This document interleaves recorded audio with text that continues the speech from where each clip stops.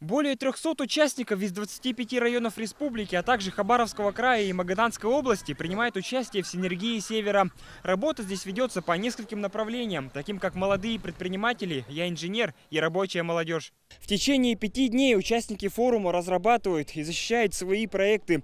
При этом они живут прямо здесь, в палаточном городке, учатся, заводят новые знакомства и обмениваются полезным опытом. Участие в данном форуме – это отличная возможность реализовать свой проект. Андрей Каретников – руководитель творческого объединения в городе Нерюнгри. Он мечтает создать собственный музыкальный лейбл, чтобы помогать талантливым детям. Этот проект был направлен для того, чтобы выявить молодые таланты, чтобы их как-то продвинуть, продюсировать и выдвинуть на рынок.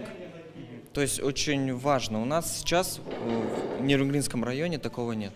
Помимо прочего, участники посетили различные тренинги и выставки, а также смогли пообщаться с ведущими российскими экспертами, которые организовали для них мастер-классы по работе над проектами и другими инновационными разработками. Эти несколько дней совместной работы – это лишь такой для многих старт к потом работе на местах.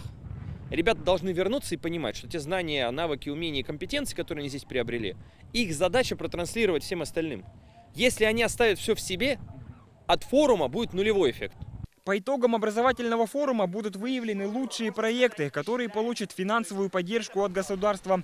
Общая сумма грантов составляет 2 миллиона рублей. Евгений Заборовский, Василий Соловьев. Вести, Хангаласский район.